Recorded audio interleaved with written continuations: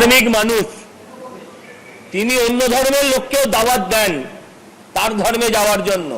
তাকে আমি বলবো ঈশ্বরের নামে শপথ করে বলুন যে আপনাকে কালীঘাট থেকে ইনস্ট্রাকশন দেওয়া হয়নি যে তুমি পথ ছাড়ো। আপনি বলুন আপনি 58 না আপনি ওই 18 দলে আছেন, আপনি 58 আছেন না 28 আছেন।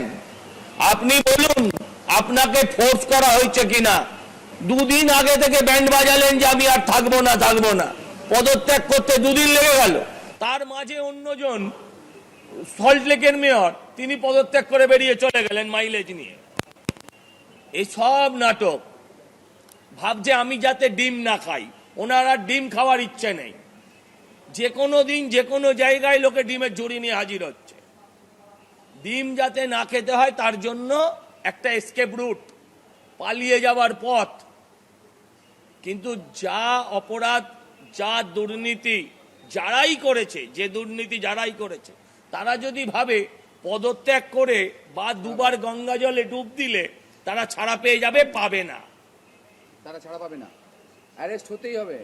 আর মেয়রের যে পিএ কালী, তার মাধ্যমে মেয়র যা এখানে টাকা পয়সা ওই পিওরলেস হসপিটালে হোটেলে ডেকে ডেকে টাকা খেয়েছে, সবাই জানে এটা। আর ইলেকশনের আগে স্যাংশন করেছে 200টা বাড়ি, তার মাধ্যমে ওই কালীর মাধ্যমে প্রচুর টাকা খেয়েছে। সে যেখানে সেখানে ওই ডিমের খেতে পারে ওই ভয়েই রিজাইন করে, যার কোনো কারণে 8 বছরে কিছু করেনি। তো কি করেছে বলুন আপনারা? 8 বছরের মধ্যে কলকাতাটা কি সাজিয়েছে ওরা? ওটা বলেছিল লন্ডন বানিয়ে দেবো মমতা ব্যানার্জি। কোথায় লন্ডন হয়েছে? কোথায় লন্ডন হয়েছে আপনারা বলুন? কোনো জায়গায় কোনো লন্ডন হয়নি। আর শুধু ভয়ে, ওরা ভয়ে যে ওই অ্যারেস্ট না হয়ে যাক বা কোনো জায়গায় লোকেরা ওখানে জনগণ গিয়ে ডিমের না মারে ওদের, সেই ভয়েই ওরা পালিয়ে বেড়াচ্ছে। আর ও তো সেট করে রেখেছে আগে থেকে যে আমি ওই 58 জনের সঙ্গে আছি না। কোথায় আমাদের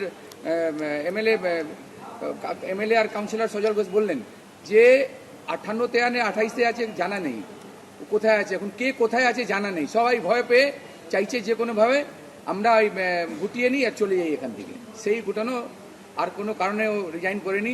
আর আরও আগেও বলেছিল যে আমি দাওয়াতে ইসলাম, মিনি পাকিস্তান, ও তো সেটাই চেয়েছিল। ওরা ওই দলটা এটা চেয়েছিল যে বাংলাকে ওই মিনি পাকিস্তান করে দিই বা দাওয়াতে ইসলাম পুরোটা করে দিই। এটা সেটা করতে পারেনি।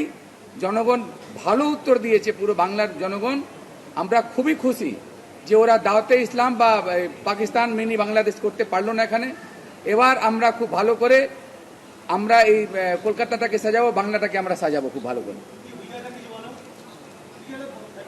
আর কি বলবো, বলেই দিল না ঢাল না তলোয়ার, কি নিধিরাম সর্দার 2018 থেকে নিয়ে 2026 পর্যন্ত কত বছর হয়, ঢাল আর তলোয়ার সব কিছু ছিল। আর কাজ কি হয়েছে ওটাও আপনারা দেখেছেন। এই সবে 1 মাসের মধ্যে ঢালও চলে গেল, তলোয়ারও চলে গেল। মেন উনি নিজেই বলতে পারছেন না কেন আমি এই পদত্যাগ করলাম। ঠিক এই যে সজলদা বললেন প্রেসারে আছে, ওনার মুখ দেখেও বোঝা যাচ্ছিল।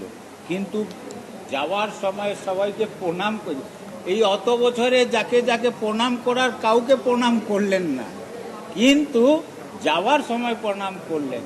দেখুন উনি কারণ নিজেই বলেননি, মানে হচ্ছে যে প্রেসারে উনি এই পদত্যাগ করেছেন।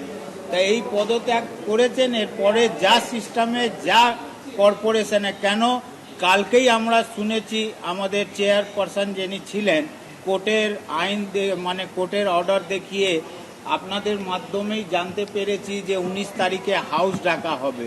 ওর আগেই তো ধর করে চলে গেলেন, পদত্যাগ দিয়ে চলে গেলেন। এবার হাউস চেয়ারপারসন কাকে ডাকবেন কি ডাকবেন ওটা আগের ব্যাপার আছে।